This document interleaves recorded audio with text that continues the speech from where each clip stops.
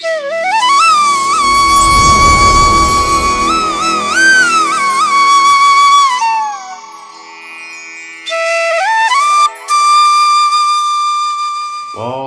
శ్రీ సచిదానంద సమర్థ సద్గురు సాయినాథ్ మహారాజ్ కి జై.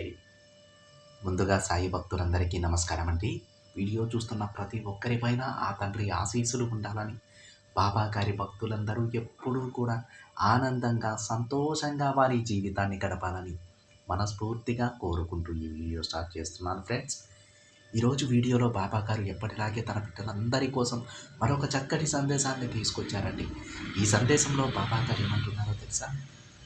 బిడ్డ, నీ అతిపెద్ద కోరిక నెరవేరబోతోందమ్మా.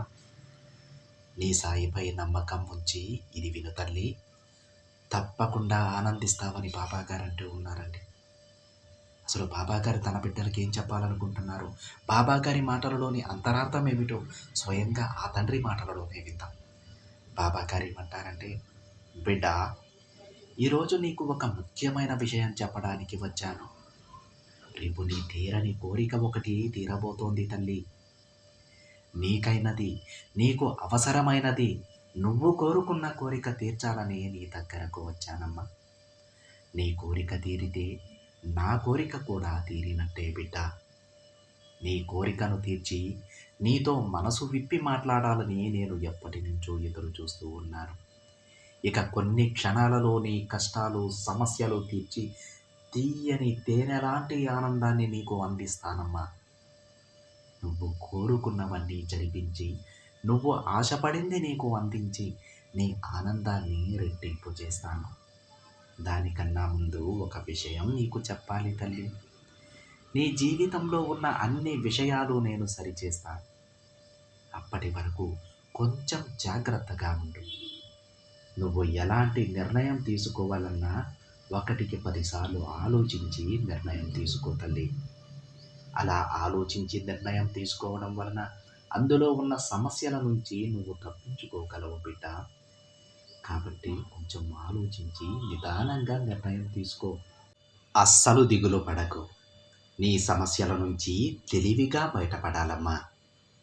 నీకు సొంతంగా నువ్వే ఆలోచించు. అలా ఆలోచించి ఒక మంచి నిర్ణయం తీసుకో.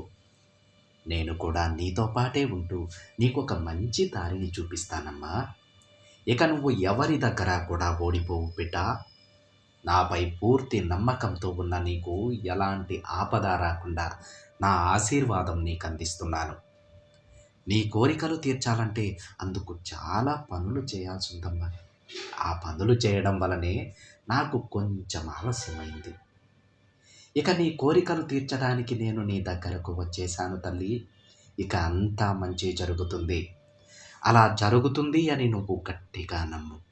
ఒక్కసారి ఆశ అనే విత్తనానికి నీరు పోసినప్పుడు అది పెరిగి పెద్దయి పేరాశ అనే చెట్టు నీ దుఃఖానికి కారణమవుతుంది.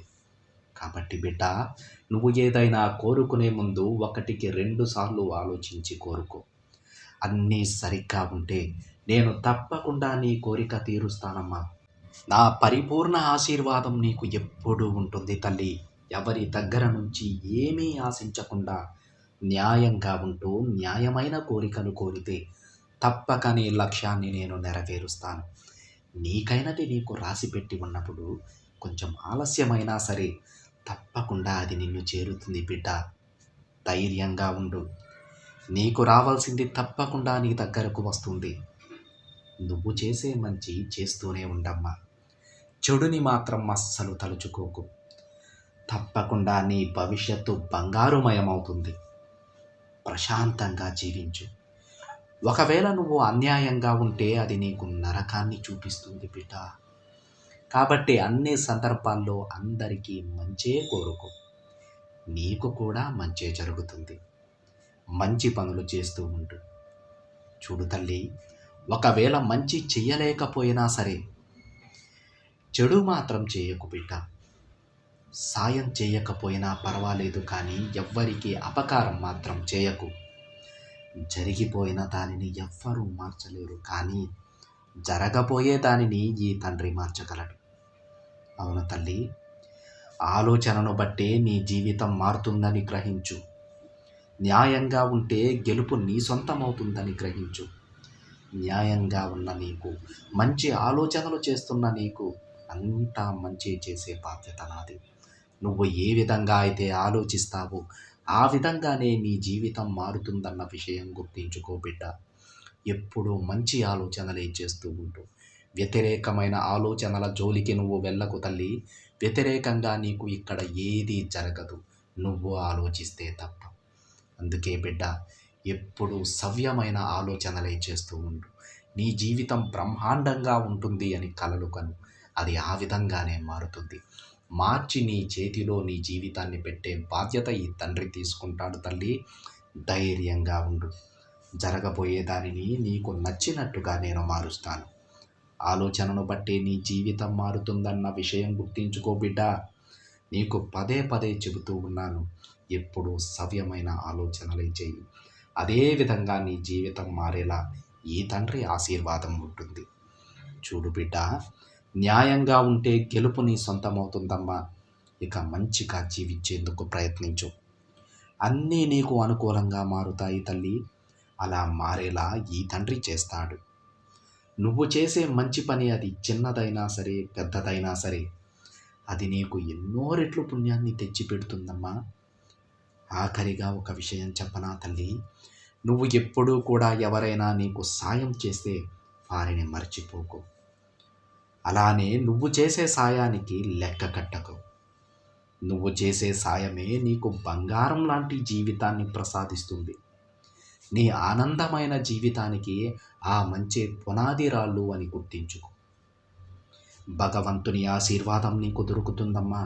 నా బాబా నన్ను గమనించడం లేదని భ్రమపడకు తల్లి. నేనెప్పుడూ నా బిడ్డను చూస్తూనే ఉంటాను. నా బిడ్డ ఎక్కడుంది, ఏం చేస్తోంది, ఎలాంటి పనులు చేస్తోందని నేను గమనిస్తూనే ఉంటాను తల్లి.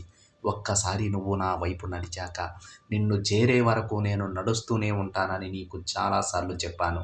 అందుకే నువ్వు ఎలాంటి ఇబ్బందులలో ఉన్నా, కష్టాలలో ఉన్నా నా చేయి అందించి నిన్ను బయటకి తీసుకొచ్చుకుంటాను. ఈ కష్టాలు చిన్న చిన్నవి మాత్రమే. నిన్ను నీ పాపకర్మల నుంచి బయటపడేయటానికి నేను నీకు ఇస్తున్న పరీక్షలు మాత్రమే తల్లి. ఇదే జీవితం కాదు, నీ జీవితం ఇంకా ఉంది. ఆ జీవితం ఎంత అద్భుతంగా ఉంటుందో నువ్వే చూస్తావమ్మా. కొద్ది రోజులు శ్రద్ధ సబూరితో ఉండు. తప్పకుండా నీకైన జీవితాన్ని తీసుకొచ్చి నీ చేతిలో పెడతాను తల్లి. ఆ రోజు నీకే అర్థమవుతుంది, నా బాబా నా కోసం ఇంత మంచి జీవితాన్ని రాసి ఉంచారా, ఇంత మంచి భవిష్యత్తును రాసి ఉంచారా. ఒకవేళ నేనేదైనా తొందరపాటు నిర్ణయం తీసుకొని ఉంటే ఇలాంటి అందమైన జీవితాన్ని నేను కోల్పోయి ఉండేదానినేమో అని నువ్వే అనుకుంటావు. అందుకే బిడ్డ, ఎప్పుడూ తొందరపాటు నిర్ణయాలు తీసుకోకూడదు. జీవితాన్ని పరిపూర్ణంగా జీవించాలి.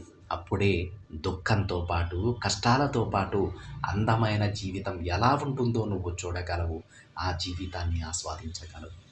అర్థమైందా బిడ్డ? ఇక నీ కష్టాలన్నీ ఈ బాబాకి అప్పగించి నువ్వు ప్రశాంతంగా ఉండు. నీకంతా శుభం జరుగుతుంది. కష్టాలు నేను చూసుకుంటానమ్మా, నువ్వు వాటి గురించి ఆలోచించకు, సరేనా అని బాబాగారు అంటూ ఉన్నారండి. ఈ విధంగా బాబాగారు తన బిడ్డల కోసం ఈ చక్కటి సందేశాన్ని వినిపించారండి. సందేశం విన్న ప్రతి ఒక్కరూ కూడా జీవితం గురించి ఎలాంటి చీకు చింత లేకుండా ప్రశాంతంగా ఉండండి. ఎందుకంటే మీరు బాబా బిడ్డలు. బాబా బిడ్డలకంతా శుభమే జరుగుతుంది. ఇది ఫ్రెండ్స్ ఈరోజు బాబా గారి సందేశం కనుక నచ్చినట్లయితే ఒక చిన్న లైక్ చేయండి ఫ్రెండ్స్. మరికొంతమంది సాయి భక్తులకి షేర్ చేయండి.